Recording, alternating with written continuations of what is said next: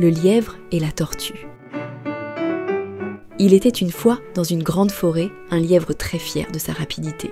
Il aimait se vanter de pouvoir courir plus vite que tous les autres animaux. Un jour, il croisa une tortue qui marchait lentement sur le chemin. Le lièvre, amusé par la lenteur de la tortue, lui dit en riant « Hé, toi, la tortue, tu es tellement lente que je pourrais faire le tour de la forêt avant que tu aies fait un seul pas. » La tortue, sans se laisser impressionner, répondit calmement « Eh bien, cher lièvre, que dirais-tu de faire une course ? Nous verrons qui arrivera le premier. » Le lièvre éclata de rire. « Toi ? Courir contre moi ? Mais c'est ridicule, tu es si lente. » Mais voyant que la tortue était sérieuse, il accepta le défi. Tous les animaux de la forêt se réunirent pour assister à la course. Le départ fut donné. Le lièvre s'élança à toute vitesse, laissant la tortue loin derrière. Il courait si vite qu'il décida de s'arrêter un peu plus loin pour se reposer.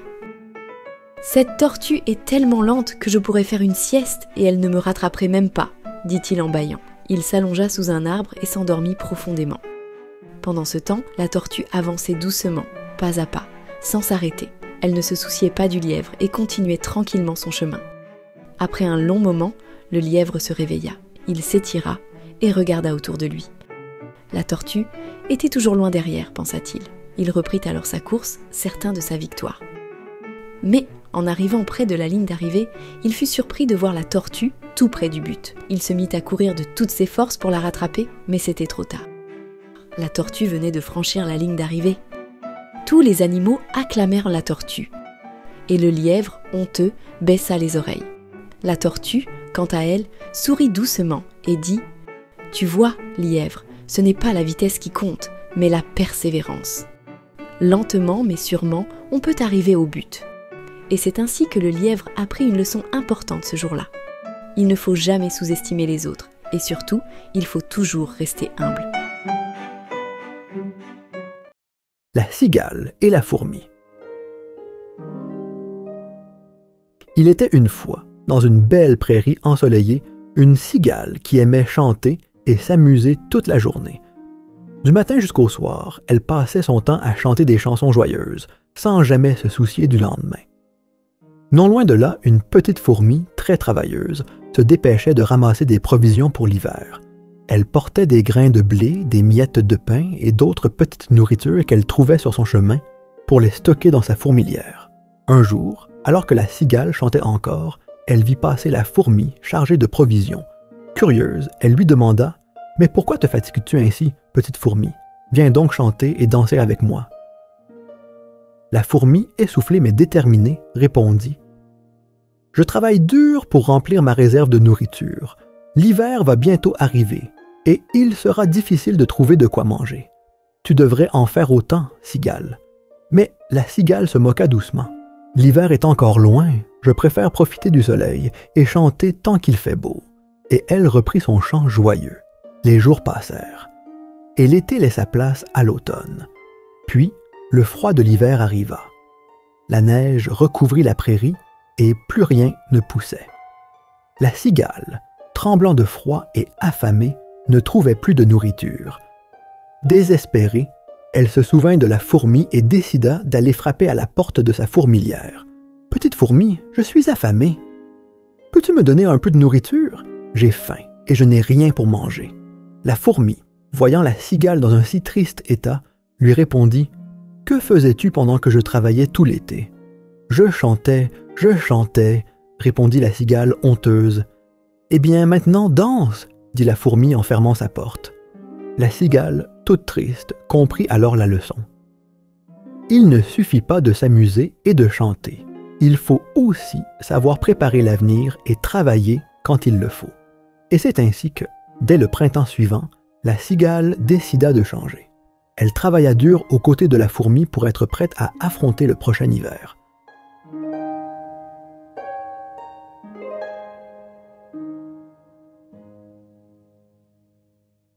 Le corbeau et le renard. Il était une fois un corbeau perché sur une branche, tenant dans son bec un gros morceau de fromage. Il était très fier de son fromage et se réjouissait déjà de le manger. En bas, dans la forêt, un renard qui passait par là sentit l'odeur délicieuse du fromage. Gourmand et rusé, il voulut à tout prix s'en emparer. Mais comment faire? Le fromage était tout en haut et lui était en bas. Le renard réfléchit un moment et trouva une idée. Il s'approcha de l'arbre et dit au corbeau d'une voix douce et flatteuse.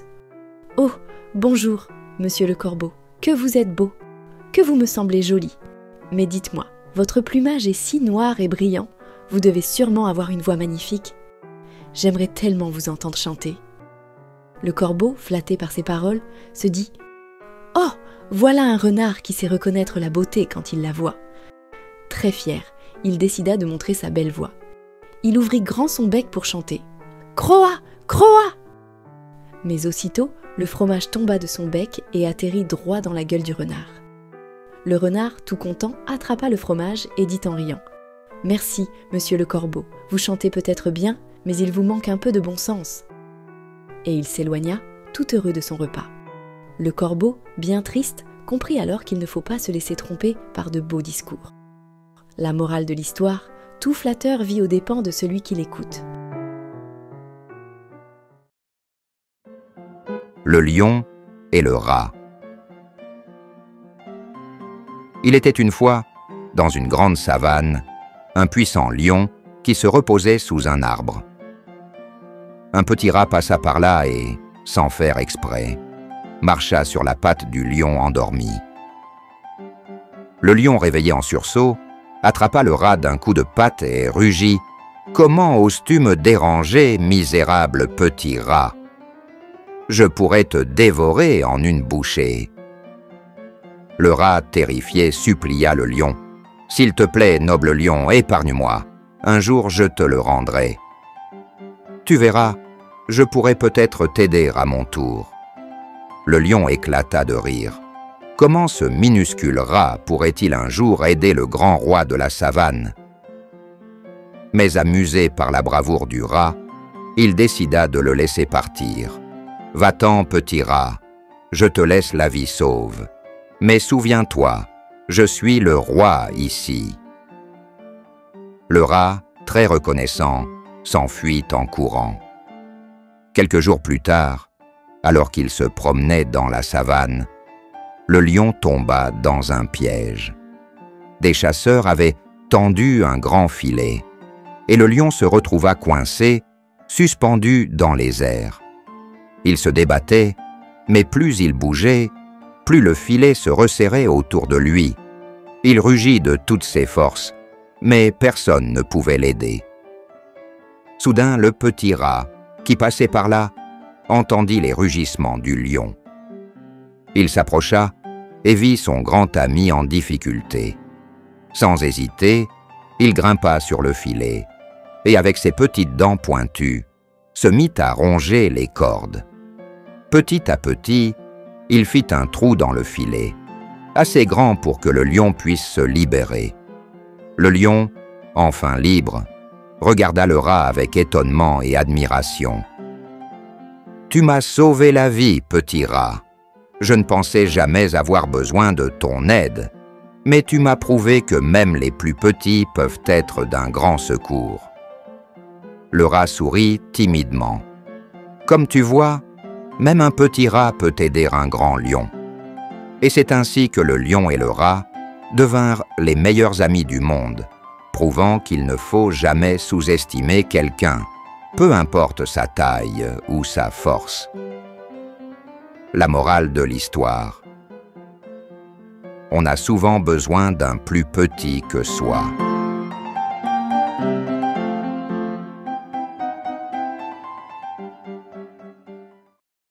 La poule aux œufs d'or. Il était une fois un fermier qui vivait modestement dans sa petite ferme. Un jour, il découvrit avec surprise que l'une de ses poules avait pondu un œuf bien étrange. Cet œuf n'était pas comme les autres, il était tout en or. Le fermier n'en croyait pas ses yeux. Il prit l'œuf en or, courut au marché et le vendit pour une grosse somme d'argent. Il était très heureux. Chaque matin, la poule pondait un nouvel œuf en or. Et le fermier devenait de plus en plus riche. Mais, malgré toute cette richesse, le fermier n'était pas satisfait. Il pensait, si cette poule peut pondre des œufs d'or, cela veut dire qu'à l'intérieur, elle doit être remplie d'or. Il devint alors très impatient et avide. Il se dit qu'au lieu d'attendre un œuf chaque jour, il pourrait avoir tout l'or d'un coup. Un jour, il prit un couteau, attrapa la poule et décida de la couper pour trouver tout l'or qu'elle contenait. Mais, en ouvrant la poule, il découvrit avec horreur qu'il n'y avait pas d'or du tout. Rien d'autre que ce qu'il y a dans une poule ordinaire. Le fermier, désespéré, réalisa qu'il avait tué sa poule précieuse. Maintenant, il n'avait plus rien, plus de poule et plus d'œufs d'or. Il comprit alors, trop tard, que sa cupidité lui avait tout fait perdre. S'il avait été patient et content avec ce que la poule lui donnait chaque jour, il aurait pu continuer à devenir riche petit à petit. Mais en voulant tout, il avait tout perdu. La morale de l'histoire. L'avidité nous fait souvent perdre ce que l'on a.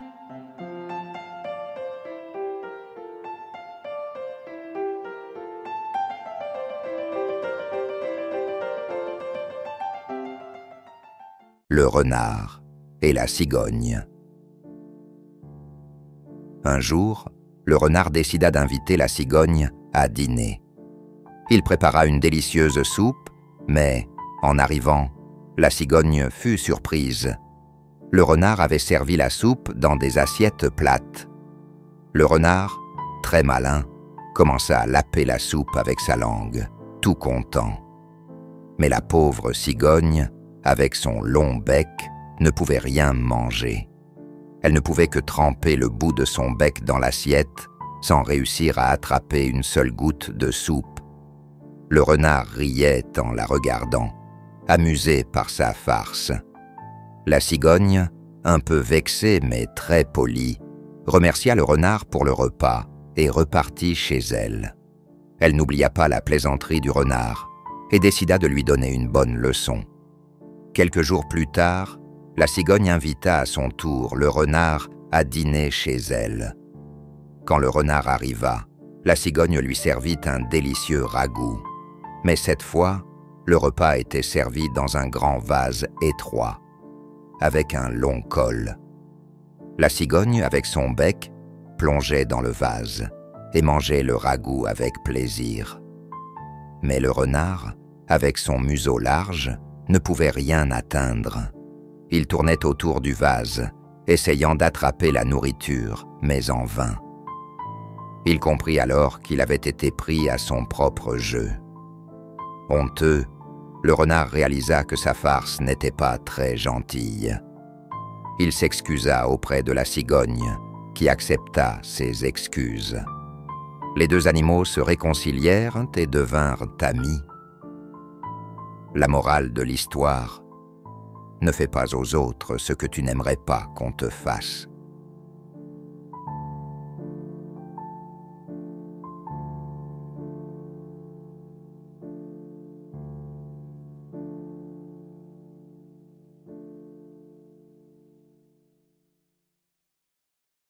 La grenouille et le bœuf.